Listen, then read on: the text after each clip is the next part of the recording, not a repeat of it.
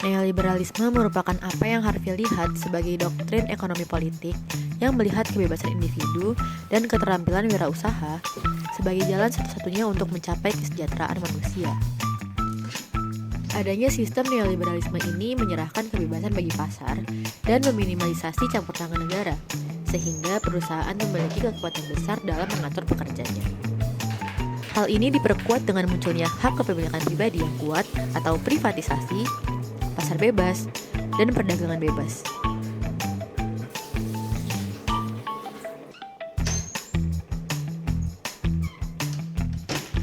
Dalam sistem neoliberalisme, pemerintah memiliki peran yang terbilang sedikit, tapi bukan berarti tidak ada. Peran pemerintah sebagai pembuat kebijakan terkait kegiatan ekonomi justru semakin melanggengkan sistem neoliberalisme. Salah satu contohnya adalah kebijakan yang memperbolehkan pembangunan pabrik untuk kemajuan ekonomi suatu daerah, meski konsekuensinya akan merusak alam di sekitar. Selain itu, dalam neoliberalisme, urusan-urusan yang berkaitan dengan sumber daya manusia dalam suatu perusahaan diserahkan kepada perusahaan, sehingga perusahaan memiliki kebebasan dalam mengatur pekerja-pekerjanya. Hal ini tentunya menjadi celah bagi perusahaan untuk mengeksploitasi pekerjanya. Sistem neoliberalisme dengan demikian telah memprivatisasi pekerja.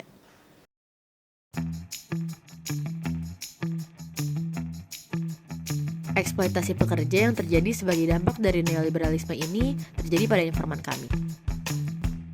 Informan kami merupakan mahasiswa yang pernah magang di sebuah perusahaan penyedia jasa iklan. Dalam wawancara, ia mengaku bahwa ia merasakan adanya kejanggalan dalam kontrak kerja yang ia tanda tangani.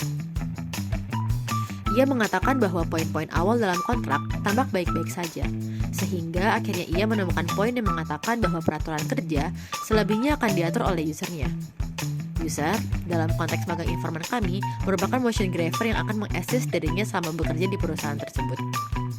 Adanya kontrak karet menjadikan informan kami sebagai pekerja prekariat. Secara umum, prekariat banyak diartikan sebagai pekerja yang tidak menentu jam kerjanya, kontrak kerjanya, jaminan kerjanya, hingga lingkup kerjanya. Prekariat merupakan istilah baru yang dipopulerkan oleh Guy Standing dalam bukunya, The Precariat, The New Dangerous Class. Ia adalah paduan dari precarious dan proletariat, atau pekerja yang berada pada kondisi rentan. Prekariat terbentuk melalui proses yang disebut prekarisasi, atau perentanan. Sumber perentanan yang utama adalah sistem kerja kontrak dan sistem alih daya, yang ditengarai Standing sebagai suatu proyek globalisasi neoliberal dari penguasa dan pemodal. Dengan kedua sistem ini, nasib pekerja akan selalu rentan, karena pekerjaannya bisa diputus kapanpun seturut suasana hati sang majikan. Dengan kontrak yang karet, informan pun diberlakukan layaknya pekerja full-time, bahkan overtime.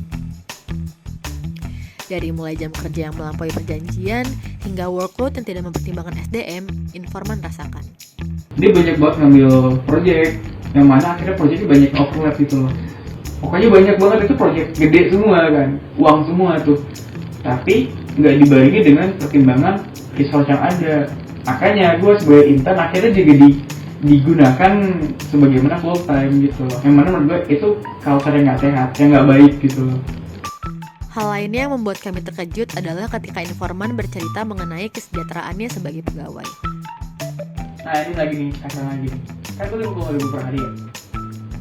Sedangkan ongkos PT itu sebenarnya tuh kalau di kata ongkosnya ya kan pokoknya dari 50.000 aja. Makan sendiri. Bahkan PP aja gue kadang-kadang 60.000. Dari Tebet ke kantor, dari kantor ke Tebet kan gue aja itu biasanya. Bisa 60.000. Jadi sebenarnya kalau gue hitung tiap harinya gue merugi 10.000. Puncaknya adalah ketika informan meminta izin untuk melonggarkan pekerjaan karena sedang menjalankan UAS, namun informan malah dipecat dengan alasan tidak dapat menjalankan tugasnya. Bisa ngomong itu kebutuhan mereka adalah kayak gue bisa nuntasin task yang mereka kasih tanpa hambatan gitu. Meskipun tenaga magang sudah mengeksploitasi dirinya, tetap tidak ada jaminan bagi tenaga magang untuk dapat mengamankan posisinya dalam pasar kerja. Hal yang berubah setelah program adalah subjektivitas pribadi, bahwa pengalaman eksploitasinya telah menjadikannya individu yang lebih terkualifikasi dan kompeten. Sebenarnya kalau di kampus itu lebih mempelajari teori ya, Adapun kalau misalnya yang praktik itu juga nggak semuanya tuh aplikatif di dunia nyata gitu. Bahkan gue dapet insight dari tempat gue magang, sebenarnya dosen-dosen pun juga udah cukup usang quote unquote, karena ya ibaratnya mereka ngasih ajar kita gitu ya, ngasih proyeksi bekerja di sini tuh sesuai dengan angkatan mereka dulu, yang mana itu udah 10 tahun, 15 tahun yang lalu gitu. Jadi udah gak begitu relevan. Magang ini sebagai suplemen, kayak ini loh pembaruannya, ini loh hal yang enggak lo pelajari di kampus. Normalisasi akan kerja prekarisasi melalui program magang membentuk subjektivitas bahwa tenaga magang bertanggung jawab sepenuhnya terhadap nasibnya.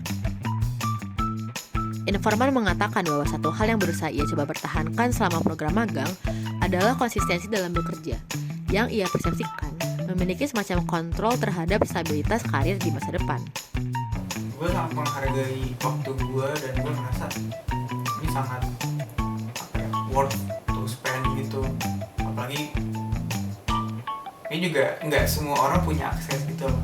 Gue cukup privilege untuk bisa berada di tempat magang gue.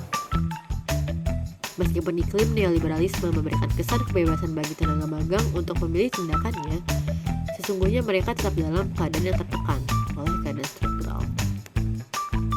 Kekhawatiran gue terbesar adalah semisal jadwal gue bentrok dan performa gue buruk, sehingga akhirnya nilai gue jadi jelek.